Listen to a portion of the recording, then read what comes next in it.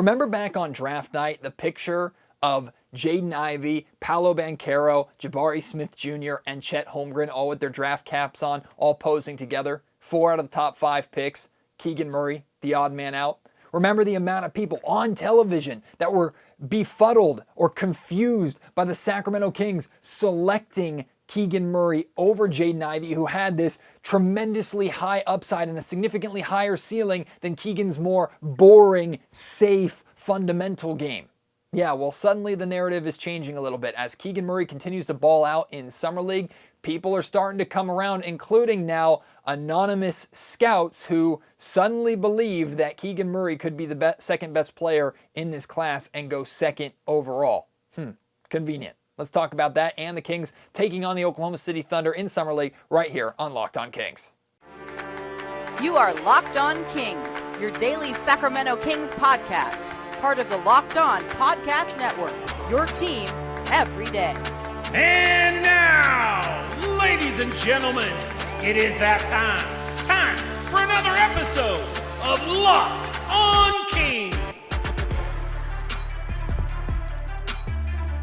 Hello and welcome to Locked On Kings, your podcast hub for Sacramento Kings coverage all regular season and all off-season. My name is Matt George. I have the privilege of being your host here. I'm a Sacramento sports producer and reporter at ABC 10 News. I'm here in my office at the ABC 10 studios, just wrapped up watching the Kings and Oklahoma City Thunder. Keegan Murray versus Chet Holmgren. Keegan Murray absolutely dominated in this game, and we will, of course, get to that. Chet had some good moments. I'm not trying to say that Keegan was phenomenal and Chet was terrible. Keegan absolutely did play Chet Holmgren. Again, we'll dive into that later, but we're going to start talking just solely about Keegan Murray, what he's done this entire Summer League, and how it's good that he's winning people over. I'm happy that he's winning people over, but I roll my eyes at those who are suddenly in the mindset or they believed all along that Keegan Murray could have been the second best player in this draft and could have gone number 2 overall. Now let me clarify this by saying I'm not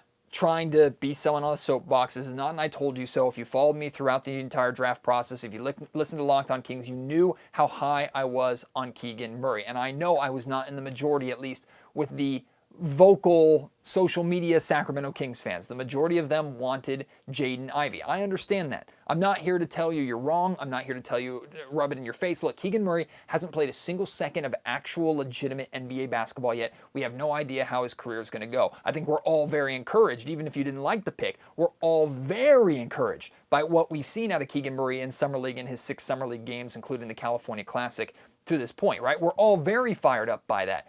But it's okay if you're still not completely sold. It's okay. I don't blame you whatsoever. You are allowed to have the opinion that you have, and I'm not here to tell you that you're wrong. And for Sacramento Kings fans, I don't roll my eyes at you if you did not like the Keegan Murray selection on draft night. Maybe you were one of those people that was actually at the draft party outside the Golden One Center, and you had kind of a negative or disappointed reaction to what the Kings did on draft night. If you're coming around on Keegan Murray, that's phenomenal. That's excellent. That should happen. You should be getting excited by what Keegan Murray is doing. You don't have to stick with your belief of Jaden Ivey being better than Keegan Murray. Or if you were disappointed, maybe still are disappointed, but woke up the next morning saying, okay, Keegan's a king. I'm going to support him.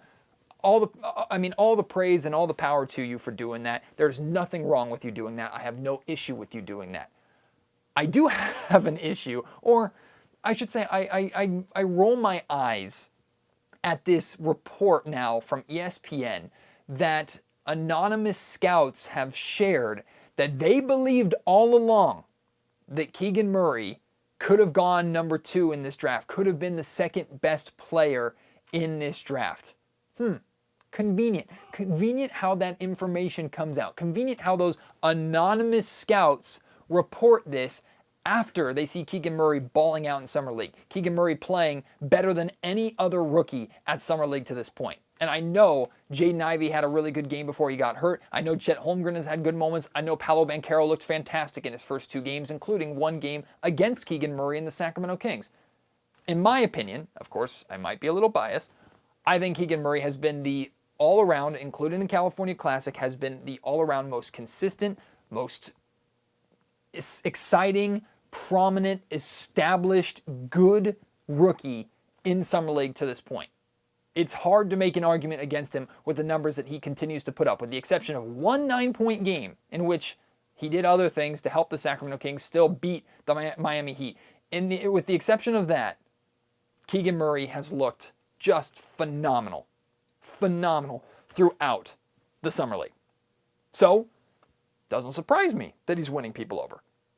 It excites me that he's winning people over. I like to hear the NBA TV broadcast during Summer League praising Keegan Murray.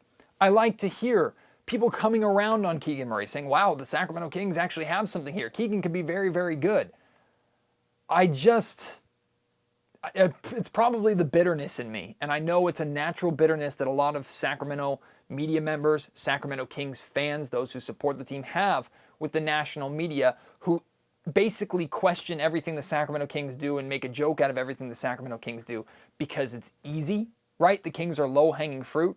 I want Keegan Murray to receive all the positive press on the planet outside of Sacramento in addition to inside of Sacramento. I want Keegan Murray to get the love that he deserves, the love he should have gotten on draft night that was clearly missing in that photo taken of the other top 5 rookies with Keegan conveniently left out of it. And I don't know if he uses that as motivation or not. Hell, that motivates me. That motivates me as a supporter of Keegan Murray. I want Keegan to succeed just so I can say F you to those NBA photographers, right? I want the national media, I want these NBA personalities to look back on this selection years from now and go, the Kings absolutely got that right. How in the world did Keegan Murray fall to 4? I'm hoping that happens. But right now, after just a handful of games, to have these anonymous scouts say, oh yeah, he's really good, I knew this all along, it's so silly, it's so foolish to me. Instead of giving the Sacramento Kings the credit, let's give the Kings the credit for, to this point, deciding that Keegan was not only the best fit, but the best talent. That's what Monty McNair made very clear on draft night. He said in his post-draft press conference, we believed, and he also said it was kind of universal, which I do question that, but the belief amongst the Sacramento Kings front office was that not only was Keegan Murray the best fit for the Kings, he was the best talent available. Well, damn sure if he's playing like it right now.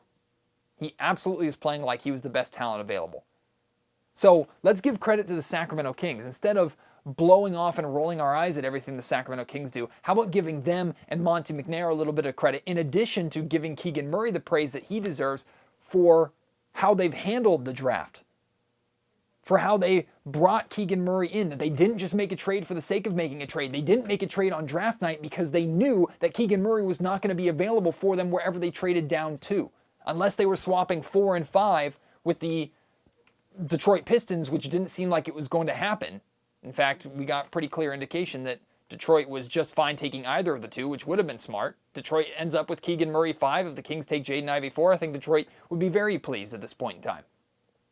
The Kings wanted Keegan Murray. They saw what we are now seeing in Keegan Murray, and they selected him. Even though they didn't make a trade when they could have, you could say they mismanaged the value of the pick. Fine. The Kings still came out clear winners on draft night at this point in time, with the context that we have so far.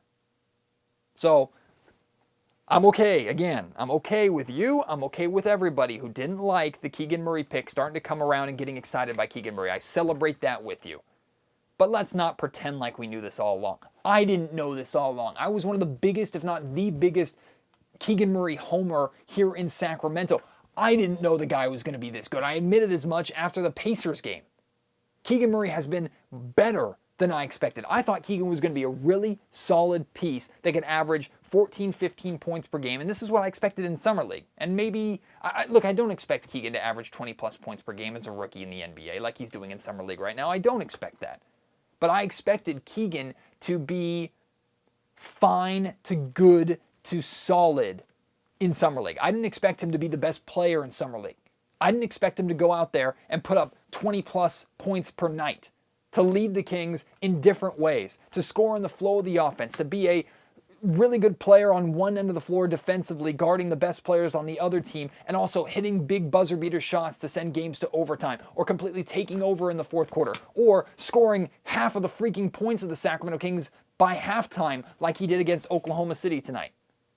I did not expect that out of Keegan Murray. So damn it, I know NBA anonymous scouts who didn't pipe up until this point. I sure as hell know they didn't feel that way. I hope the Sacramento Kings felt that way, and they're being proved right. They deserve the credit, not me, not these anonymous scouts, not anybody other than Keegan Murray and the Sacramento Kings. They are the ones that deserve the credit for how things are working out so far, and we are all praying, crossing our fingers, hoping that this carries into the actual regular season. Because as good as Keegan Murray looks right now, I think he's only going to be better. Maybe the numbers won't be better because he's not going to be the primary focus of the offense. But I think Keegan Murray is going to look overall better and is going to be made better simply by playing with De'Aaron Fox and Domantas Sabonis. But especially De'Aaron Fox. I think De'Aaron Fox is going to open Keegan Murray's game up so much. Keegan is going to have so many good looks from three-point range. Keegan is going to be able to run and transition with De'Aaron Fox. I think Fox and Keegan are going to be so freaking good for one another, and Domantas Sabonis is going to be the icing on the freaking cupcake. I'm so excited for this season. Can you tell? I'm fired up, and I'm glad people are coming around on Keegan Murray. It really makes me happy. It means the Kings and Keegan Murray are doing it right. Speaking of which, the Kings, unfortunately, I guess they didn't do it right against the Oklahoma City Thunder. They lost to the Thunder tonight, and essentially their back-to-back Summer League championship odds and their chances of getting the ring, those are pretty much dead with how the Summer League system, championship playoff, whatever system works. But Keegan Murray still balled out. We'll talk about that after I tell you about a great sponsor of Locked On Kings, a longtime sponsor of the Locked On Podcast Network. I'm talking about Built Bars. Built Bars are protein bars that taste like candy bars. They replace those sugary treats that you love with things that are just as tasty, but also really healthy for you. And now they have the new Coconut Brownie Chunk Puff. From the people who invented healthy and tasty comes the latest gift to your taste buds. You probably have tried the amazing Coconut Brownie Chunk Bar. Now they have the puff for you, and puffs are protein-infused marshmallows. Yeah, that's a real thing. Those marshmallow treats that you love, but with protein infused in them. So they're actually good for you. Stop drooling and listen. They're good, they're delicious, low calorie, low sugar, high protein, high fiber. Coconut Brownie Chunk Puffs are only here for a limited time, so go to Built.com now to make sure you don't miss out. They are going fast because they taste amazing. All Built bars are made with collagen protein, which your body absorbs more efficiently and provides a ton of health benefits. Eat something that tastes good that is also good for you. You can go onto Built.com right now, try these new puffs, get a bunch of Built bars, try their new granola bars as well. Whatever you order, use our promo code LOCKED15 to get 15% off. Again, that's promo code LOCKED15 for 15% off at Built.com. Unfortunately, the Sacramento Kings lost to the Oklahoma City Thunder 86-80 tonight, and likely their chances at being the back-to-back Summer League champions went up in flames with this loss. The Summer League playoff and championship system is weird, and it's selected placements based off of your record and who you beat, and it's very similar to like the college football NCAA playoffs, right? It's a system that the Kings benefited from being undefeated in Summer League last year. This year, not working very much in their favor. And even though the Kings likely won't be champions, Sacramento Kings fans at this point still, in many ways, feel like champions. Not just because of how great of a game Keegan Murray had, his 29-point performance, we'll get into that, but how the Kings wrapped this game up. Like, looking back to the first half, with the exception of what Keegan Murray was doing, Sacramento looked dreadful. They were turning over the ball left and right. They were falling into massive holes. They were well behind. Defensively, they really couldn't hold a candle to the Oklahoma City Thunder, and it wasn't Chet Holmgren that was dominating them necessarily. Oklahoma City was just getting out in transition. Sacramento really just did not have an answer for anything the Thunder were doing. Thankfully, the Thunder didn't really have an answer for anything that Keegan Murray was doing. Keegan Murray had 16 of Sacramento's 32 points at halftime. But what I appreciate, and I know fans appreciate, is how Sacramento as a team ended this game. They used that second half to make a game of it, get a little bit closer, and once it got to the fourth quarter, once it got within the final few minutes and Sacramento was in striking distance, the defensive intensity picked up. And I said this, I put this out on Twitter, I didn't intend it as a shot, but it might be interpreted as a shot, and you know what, whatever, because we know how dreadful the Sacramento Kings defensively have been, so if they take offense to it, you know what, I really don't care. The Kings' main roster can learn a thing or two from how this Summer League roster closes out games with their defensive intensity. I know that, again, it's Summer League, right? The Kings' Summer League defense is not facing the best of the best competition, but that doesn't affect, and that shouldn't affect, the intensity and energy and hustle that they play with. An intensity that gets results, that forces turnovers, causes mistakes, gives Sacramento a chance. We don't see that enough with the main roster. We don't see that enough with a lot of main rosters at the NBA level. The intensity that the Sacramento Kings have played with defensively in close games towards the end has directly correlated to giving them more of a chance and actually some wins during both the California Classic and Summer League. Like defensively, they have been really, really solid at times with half-court traps, full-court press, forcing turnovers. It makes a difference. Something that we need to see more. Something that we should be seeing more from the Sacramento Kings. Now, I expect to see it from like a Davion Mitchell, right? That's just kind of the way he plays. But De'Aaron Fox can absolutely be a nuisance defensively with full-court press. Harrison Barnes, we know, is a solid, smart defender. He should be able to find a way to create turnovers. The Kings have length, the Kings have athleticism, the Kings have speed. If they play with intensity defensively, we know at the very least they can cause some mistakes. And those mistakes could be the difference between the Kings outright losing and not having a chance in the fourth quarter, or the Kings potentially closing a gap really quickly and maybe sending a game to overtime, like what happened against Orlando. We got to see Keegan Murray, we got to see Keon Ellis play a stretch as the primary ball handler for the Kings. The Kings' turnover problems weren't all Keon Ellis' fault, but he certainly didn't help things. I think he finished with 5 turnovers in this game.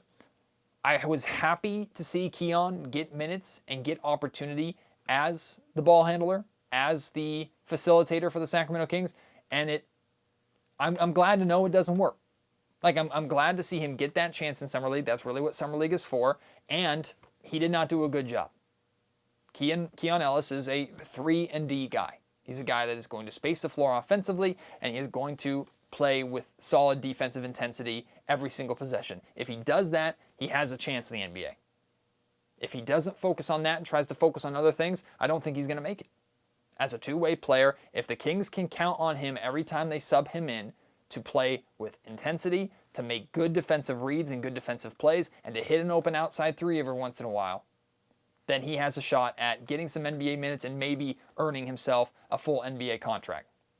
But as a primary distributor and facilitator, things didn't look good.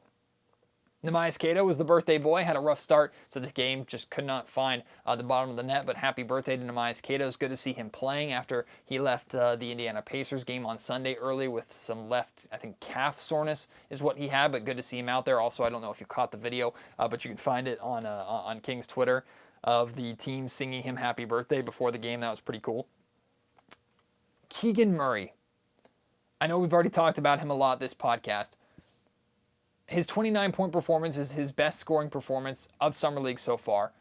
He came out looking extremely aggressive from the get-go, which is something that I've been wanting to see more from him, and it doesn't surprise me that when he's done that, he's had his highest scoring game. The Kings needed him to do that with how bad they were playing as a team offensively tonight. But what I mainly want to focus on with Keegan are two things. Number one is how well Keegan Murray got to the foul line. 9 of 11 from the free throw line in this game. Getting to the foul line 11 times is excellent for Keegan Murray, something that I don't expect him to do very consistently. He's probably only going to get to the line 4 to 5 times a game, I would say, on average. But to get to the line 11 times shows how aggressive he was. And the fact that he was attacking the basket, attacking the rim, trying to get into the lane, not just settling for outside threes. And he was doing it against arguably the best shot blocker and the best rim protector in the Summer League in Chet Holmgren. That speaks volumes to me. Keegan Murray went right at Chet, and Chet spent the majority of the game guarding Keegan. Keegan had no fear. Blew by Chet, out-hustled, out-bullied Chet at times. It was great to see. Now, I'm not trying to be obnoxious here.